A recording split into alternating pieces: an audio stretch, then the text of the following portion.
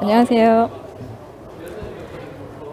저는 전남대학교 병원의 김용숙이라고 합니다. 옆에 계신 분은 서울대학교 병원의 이제 양한모 교수님이시고요. 인사하시죠. 네, 안녕하세요. 서울대학교 병원에 근무하는 양한모라고 합니다. 네. 오늘은 제가 이제 인터뷰로 진행을 하기로 되어 있는데요. 심장학회 추계학술대회에서 처음 시도하는 그런 자리인 것 같습니다. 저는 이제 심장 질환 등을 줄기세포로 치료하는 연구를 해오고 있고, 옆에 양한모 교수님도 마찬가지로 저희하고 이제 오랜 그런 공동 연구를 하고 계십니다. 오늘 오전에 이제 발표하셨던 그 연구 내용을 중심으로 해서 제가 이제 궁금한 그런 몇 가지 과학적인 또는 임상적인 그런 것들을 조금 여쭤보겠습니다. 그 다음에 필요한 그런 자료 화면들은 양한모 교수님께서 이제 보여주시면 함께 보면서 진행하겠습니다.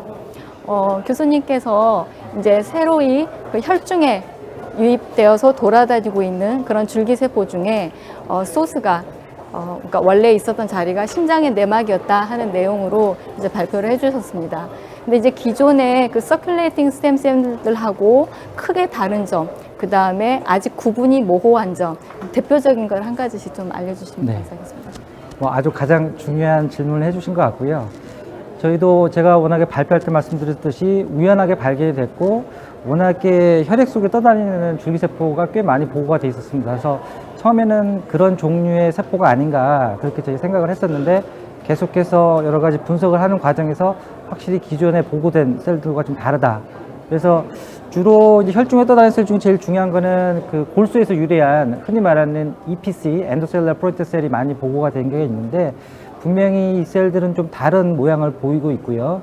그 다음에 또 이제 보고돼 기존에 뭐 이제 아직 휴먼에서는 좀 애매하긴 한데 메이저 엔지오블라스라는 게 뭐 좀 보고가 된 게 있고, 그 다음에 또 맵시라고 해서 또 좀 보고된 것들이 있는데 분명히 그것들과 좀 다른 것들입니다. 그래서 그런 셀들은 주로 본메로에서 유래하는 걸로 되어 있는데 결과적으로 저희가 쭉 뭐 몇 년 이상 쭉 연구를 하면서 알게 된 거는 이 세포들은 결국에는 골수 유래가 아니고 기존에 알려있는 그 혈중에 있는 줄기세포 중에 골수 유래가 대부분인데 아니고 심장 내막에 존재하는 줄기세포라는 것을 알게 됐습니다. 네, 네.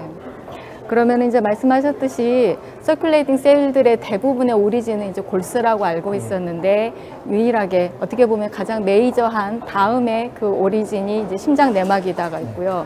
그 다음에 이제 골수 유래 PBMC 중에서도 어느 파퓰레이션은 본메로가 아니라 뭐 언노운 뭐 오간에서 오는 것도 있고, 또 최근에는 그 혈관 내피 말고 스무스 머슬 셀의 프로제니터 셀들도 좀 돌아다니더라 하는 게 이제 굉장히 많은데, 사실은 내막에서 일단은 유래했다라는 이제 에비던스가 압도적이기 때문에 그럴 것으로 믿고는 있지만, 혹여나 아직 저희가 이제 기술적으로 디텍션 하지 못하는 그런 수준의 어떤 다른 마커들이 혼재해 있을 수도 있기 때문에 완벽하게 이제 호모지니어스 하다고는 아직은 하기가 조금 조심스러운 것 같습니다. 그 다음에 이제 심장 내막에서 유래한다는 점이 굉장히 특이하게 생각이 되는데, 일단 심장에서 유래한 줄기세포이기 때문에 우리가 기존에 알아왔던 뭐 카디악 스템셀, 카디악 프로제니터 셀, 그 다음에 이제 SP 셀 등등 이제 여러 가지 심장 조직에서 유래한 세포들이 많은데, 그런 기존에 알려진 세포들하고 크게 다른 점이 뭐가 있을까요? 예. 그래서 뭐 아까 말씀하신 것처럼 그 마이오카디움에 존재하는 게 카디악 스템셀 또는 카디악 프로테인 셀인데 그 셀들은 대표적인 마커가 c-KIT입니다. 그 다음에 아까 뭐 사이드 파퓰레이션은 마커라기보다는 팩스 방법으로 해서 구별을 하는 것들인데, 그 다음에 또 에피카디알 프로테인 셀이 또 보고되는 그건 또 WT1 마커들이고, 그래서 마커는 좀 뭐 분명히 좀 다른 부분이 있고요. 뭐 계속 같은 이야기인데 그런 셀들은 심장 안에 존재는 하지만 결국은 혈액에 노출이 안 되고 있기 때문에 심장 안에서만 존재하고 거기서만 역할을 하지만, 이거는 뭐 우연인지 모르겠지만 계속해서 혈액과 접촉하는 면에 있기 때문에 뭔가 심장에서도 역할을 하는 것 같긴 하지만 이 결국은 혈중으로 또 나오면서 여기저기 다른 곳으로 좀 가서 역할을 하는 게 아닌가 그런 생각을 하고 있습니다. 네네. 대부분의 주요한 오간들은 이제 그 자신의 프로제니터 셀들을, 레지던트 프로제니터 셀들을 가지고 있는데 왜 심장 내막에 있는 세포가 그렇게 멀티 펑셔널한가가 참 이제 조금 재밌기도 하고 궁금하기도 한 이제 그런 상황이 하나 있습니다. 그런데 이제 체내에 존재하는 그런 줄기세포들은 그 호스트의 그 건강 상태나 여러 가지 연령의 영향을 받지 않을 수가 없는데, 기존에 알려진 바에 따르면은 그나마 가장 멀리 떨어지고 독립돼 있는 그런 장기가 일종의 이제 골수라고 할 수 있는데 골수의 줄기세포마저도 에이징이나 뭐 당뇨나 그런 거에 굉장히 스트레스 영향을 많이 받지 않습니까? 근데 심장 같은 경우는 좀 그런 게 더 할 것 같은데 그 지금 셀 뱅킹을 많이 해가지고 계시잖아요. 그 연령 또는 이제 어떤 같이 있는 그 뭐 합병증의 유무 그런 것들 하고 그 다음에 심스 그 일드하고 어느 정도 상관관계가 있습니까? 네, 그래서 일반적으로 혈중에 떠다니는 줄기세포의 경우에는 말씀하신 것처럼 그 사람의 연령이라든지 그다음에 뭐 언더라인 어떤 질환을 가지고 있느냐 뭐에 따라서 그 셀의 어떤 능력이라든지 하여튼 뭐 그런 것들이 좀 많이 바뀌는데 저희도 분명히 나이에 따른 그런 건 좀 있는 것 같습니다.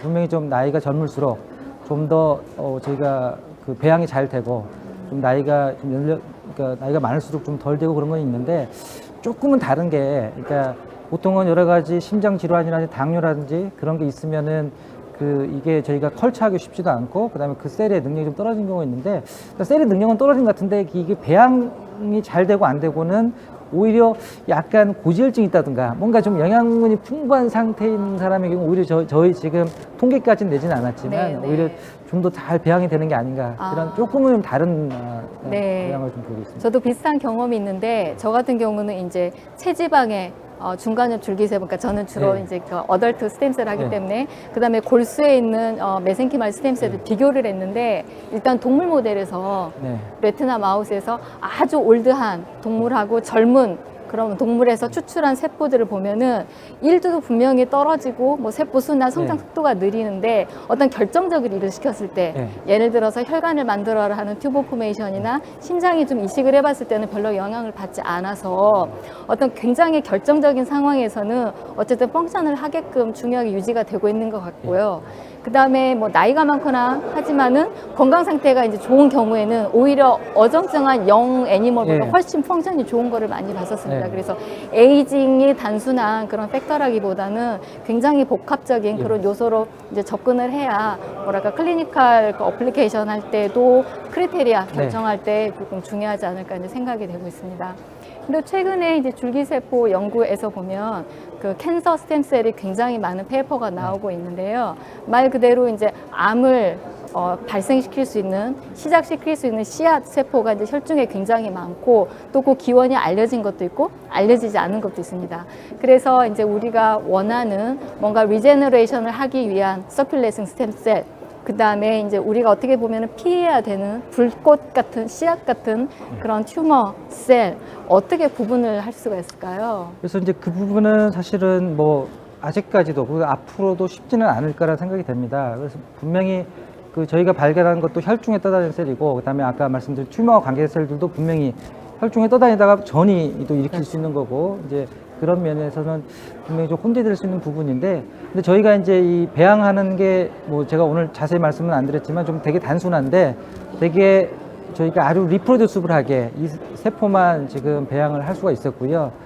조금 다른 이야기긴 한데 워낙에 이제 스템셀을 많이 하신 분도 알겠지만 계속해서 패시지를 이렇게 배양을 하다 보면 자체가 크로모조만 애블노먼트 생기면서 오히려 그런 셀들만 살아남고 그런데 저희가 실제로 이건 해보면은 저희가 분석을 여러 번 해봤는데 그런 크로모조만 애블노먼트 보이진 않습니다. 그래서 간접적으로 생각했을 때 만약에 캔서 유래에 뭔가 떠다니는 세포라고 그러면 그런 애블노멀티가 보일 텐데 적어도 저희가 뭐 수백 개를 한 건 아니지만 적어도 뭐 10개 이상을 해봤을 때 그런 걸 보이지 않는 거 봐서는 좀 가능성은 떨어지고 그 다음에 뭐 요즘에 이슈가 되는 게 결국에 iPS 자체도 바로 몸속에 넣어주면 여러 가지 테라토마라는 걸 형성하고 역시 엠브리오 스템셀도 그렇고 근데 또 어덜트 스템셀은 너무 또 이피션시가 떨어지는데 이 세포는 약간 중간쯤 단계여서 뭐 무조건 저희가 발견한 셀이 좋다는 의미보다는 그런 의미에서는 조금 더 그 단점들을 좀 보완할 수 있는 그런 상태가 아닌가 그런 생각을 하고 있습니다. 네, 맞습니다. 한 1, 2개월 전에 그 네이처 메디슨의 그 뉴스 나는 이제 났던 내용 중에 기억이 나는 게 우리가 어떤 안전하고 효율적이라고 이제 된 그런 세포들을 뱅킹을 하지 않습니까? 이제 교수님도 이제 심스 뱅킹을 하고 계시는데 이제 뱅킹을 하는 이유는 이거가 지금 안전하게 인텍트하게 잘 보존이 되어 있고 나중에 더 불려서 여러 사람에게 쓰자는 이제 목적으로 뱅킹을 하는 건데 이제 어떤 아마 컴퍼니에서 조사를 했는데 랜덤하게 끄집어내서 이제 그 크로모솜의 스테빌리티나 뭐 변이가 있는가 봤더니 분명히 시작한 세포들은 건강하고 노멀한 세포였는데 뱅킹에 들어간 세포의 뭐 20-30%가 P53의 뮤테이션이 생겨 있더라는 거죠. 그러니까 다시 말하면은 잘 키워가지고 그거를 뱅킹을 했는데 잘 큰 이유가 어떤 온코제닉한 게 턴온이 돼서 그렇게 섞여버리는 경우가 있더라는 말씀이죠. 그래서 방금 하신 그런 코멘트를 이제 듣고 보면 심스의 어떻게 보면 새로운 굉장히 그 매력적인 부분이라고 오히려 생각이 될 수가 있을 것 같아요. 뭐 iPSC도 만들 수 있고, 그 다음에 새로운 서큘레이팅 스템셀이어서 과학적인 새로운 이제 그런 것도 되겠지만, 좀 전에 말씀드렸던 오랜 뱅킹에 정말 100% 안전하게 그 가능성은 네. 아마 배제는 정말 못할 것 같고요. 네, 앞으로 네. 계속해서 그 부분들은 저희가 살펴봐야 되지 않을까 생각합니다. 네, 네. 그래서 솔직히 뭐 메센키말 스템셀도 거의 안전하다고, 거의 100% 안전하다고까지 이미 되어 있지만 실제로 그 임상 사례를 보면 전혀 얘기하지 못하는 그런 이제 사이드 이펙트들이 나오고 그 대부분이 튜머이기 때문에 정말 100%라고는 절대 말할 수가 없을 것 같습니다. 그래서 이제 새로운 뭔가 이렇게 좀 디텍션 할 수 있는 서로게이트 마커라든지 그런 것도 조금, 그러니까 예를 들어서 이제 교수님의 심스하고 또는 튜머리제닉한 그런 세포하고 뭔가를 비교를 해서 무슨 뭐 마커를 몇 가지 좀 캔디데이트를 잡아도 일단은 가볍게 한번 스크리닝 하는 데는 도움이 될 것 같은 그런 생각입니다. 그래서 뭐 아주 중요한 코멘트를 해주신 것 같고요. 결국에는 효과를 보는 것도 중요하지만 또 안전성이 어떻게 보면 더 네. 중요한 이슈인 거고, 그래서 네. 그 부분이 더 확실하게 좀 해야 될 부분이라고 생각합니다. 네, 네. 그러면 이제 교수님께서 지금 이제 환자로부터 그 분리한 심스 뱅킹을 이제 많이 가지고 계신데 가장 빨리 해보고 싶으신 연구가 뭐가 있을까요? 일단은 이게 쉽게 설명드리면 저희가 태어나는 아이들을 제대혈을 보관하지 않습니까? 네. 그래서 보관했다가 미래에 어떤 일이 생기면은 이제 그것들을 언제든지 쓸 수 있겠다는 건데, 사실 이것도 성인의 제대혈이라고 생각하시면 됩니다. 네. 그러니까 다른 무슨 다른 성체 어덜트 스템셀도 약간 그렇긴 하지만 대부분 이렇게 뱅킹하고 싶지는 않거든요. 네. 바로 그냥 뽑아내서 증식시켜서 대부분 네. 쓰는데, 저희 거는 뭐 증식도 쉽지만 얼렸다가 다시 녹여서 이렇게 해봐도 효과가 잘 유지가 되고 그렇거든요. 그래서 약간 그 성인의 제대혈 개념인 거고요. 그래서 지금 기술로는 못하는 여러 가지 것들이 나중에 혹시 디벨롭이 되면 네. 그 테크닉을 적용할 수 있는. 그래서 지금 이제 저희가 뭐 다 많이들 하고 있는 게 iPS고, 근데 이제 iPS가 바이러스를 사용하지 않는 여러 가지 방법들도 시도가 되고 있는데 아직도 가야 될 길이 꽤 많습니다. 그 다음에 iPS 만든 다음에 특정 셀로 분화하는 게 사실 더 어렵거든요. 네. 아시다시피. 그래서 그런 것도 앞으로 많이 좀 개발이 돼야 되는데, 오히려 저희는 뭐 지금 이제 그런 것들도 다 같이 하고는 있지만 미래에 새로운 아주 안전하고 좋은 방법이 발견되면 언제든지 녹여가지고 네. 저희가 그걸 적용할 수 있다는 그런 장점이 있다고 생각합니다. 네, 네. 그러면 아까 데이터를 봤을 때 이제 그 심스 자체가 굉장히 다양한 리니지의 예. 세포로 이제 분화가 되더라고요. 그렇게 되면 굳이 뭐 iPSC를 거치지 않고 다이렉트 컨버전으로도 예. 유도할 수가 있을 것 같네요. 예, 근데 이제 분명히 그 부분은 그러니까 좀 더 어덜트 스템셀 알려진 것보다는 약간 높은 단계의 분명히 멀티포텐트한 셀로는 생각이 되는데, 역시 어덜트 스템셀로의 한계는 있는 것 같습니다. 솔직히 말씀드리면. 그래서 저희가 어떤 환자 치료에 있어서 그러니까 실험이나 여러 가지 메커니즘 분석에서는 충분한 양이 저희가 쓸 수 있지만 환자 치료를 쓰는 상당히 많은 양이 필요하거든요. 그래서 그렇게 하려고 하면 결국에는 약간의 어떤 세포를 더 증식할 수 있는 조건이 돼야 되는데, 그 조건 자체도 아까 계속 걱정이 있으시는 네, 네. 튜머 형성 그런 게 될 수 있기 때문에 네. 지금 아직까지는 바로 임상에 적용하기에는 네. 그러니까 어떤 셀 도우지라든지 이제 그런 부분이 있어서 저희 지금 현실적으로는 계속 iPS 만들고 특정 세포, 그다음에 네. 주로 이 세포는 뭐 다양하게 가긴 하지만 주로는 혈관 세포 쪽으로 많이 가거든요. 네. 저희가 만약에 혈관 세포 말고 다른 쪽으로 좀 분화하고자 하면 차라리 단계를 iPS 좀 높여서 원하는 세포로 분화시키는 게 현재는 그게 더 나은 상황입니다. 네, 네. 그러면 이제 그 MSC 같은 경우는 이제 그 동종에 이식해도 크게 문제가 없다라고 이제 네. 잘 알려져 있는데, 네. 심스 같은 경우는 어떤가요? 그러니까 동종 간에도 뭐 아직 테스트가 아직 안 돼 있는. 예, 저희가 실제로 이제 마우스하고 렛 모델에서 했는데, 뭐 사실 할 때도 이뮤노 서프레션을 하기도 하고 안 하기도 하는데, 뭐 실제로 아직까지는 그러니까 뭐 저희가 iPS를 인젝션하거나 그랬을 때 보이는 테라토마나 네. 이제 그런 것들은 아직까지는 보진 못했습니다. 굉장히 재밌는 것 같습니다. 네. 그러면 혹시 지금 사람에서만 지금 심스를 일단 스터디라고 계시는데, 예, 예. 뭐 돼지나 또는 소동물 레시나에서는 어떤가요? 그래서 그러니까 다들 저희도 처음에 시작할 때 그랬고요. 다들 그 부분 궁금해하는 부분이고, 그래서 마우스하고 렛에서는 못 찾았습니다. 저희가 엄청나게, 왜냐하면 사실은 아카데믹하게 뭔가 기전 연구라든지 그런 걸 확실하게 보여주려면 그쪽에서 이퀴밸런트한 걸 찾아서 맞아요. 실험을 해야 되는데 네. 그 부분은 안 되고요. 저희가 그 개 도구를 이용한 거에서는 저희가 컬처를, 그러니까 좀 더 사람에 가까운 쪽은 있는 것 같습니다. 예, 예. 뭔가 이렇게 마커가 조금 다를까요? 예, 다르기도 하고 이게 아마 저기 진화 과정에 뭔가 좀 다른 게 아닌가 근데 잘 모르겠습니다. 네, 네, 예, 네, 예, 네. 아직까지는. 신기하네요. 예. 자, 그러면은 또 시간이 이제 교수님께서 지금 연구를 꽤 오랫동안 굉장히 한 우물을 파고 계시는데요. 사실은 조금 뭔가 막혔을 때 예. 어떤 방식으로 그거를 뚫으시는지, 보통은 조금 이렇게 우회했다 돌아오시는지 아니면은 끈질기게 파시는지. 뭐 사실은 제가 이제 뭐 임상에서 저희가 가장 어떤 프로페셔널 리서치라든지 베이직 리서치를 쉽게 할 수 있는 게 쉽게 블러드를 뽑을 수 있고 이제 네. 그걸 활용하는 건데, 워낙에 저희가 이제 저희 실험실은 허진 박사님하고 사실은 한 뭐 15년 뭐 이상 이렇게 처음에 EPC 하는 네, 네. 과정에 이제 해서 했는데, 처음에 저희 이제 EPC 하면서 했던 게 혈중에 있는 모든 줄기세포를 한번 파헤쳐 보자. 예, 근데 사실 뭐 좀 줄기세포 해보시다 알겠지만 쉽지 않습니다. 네. 그러니까 리프로듀서블하게 뭔가 실험하기 쉽지도 않고. 네. 그래서 뭐 옛날에는 뭐 젊을 때는 뭐 진짜 아까 말씀하신 끝까지 하긴 했는데, 요즘엔 좀 잠시 쉬었다가 네. 예, 돌아서 많이 합니다. 네, 그게 오래가는 방법일 수도 네. 있을 것 같아요.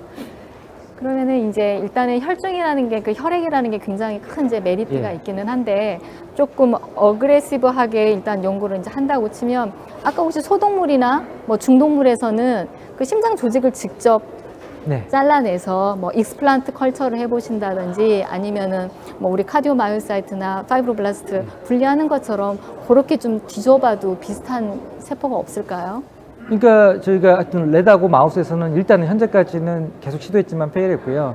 그러니까 휴먼 하트 티슈는 저희가 아무래도 제가 병원에서 근무하다 보니까 네. 환자 동인서를 받고 심장 이식을 받은 다음에 본인 심장은 밖으로 나오거든요. 네, 네, 네. 그걸 가지고 저희가 실제로 컬처를 해보면, 그러니까 블러드에서도 얻은 똑같은 세포를 심장 조직에서도 저희가 컬처, 그러니까 휴먼에서는 계속 가능합니다. 와. 예, 예, 예. 휴먼 티슈에서는 프라이머리 컬처가 가능합니다. 네. 예.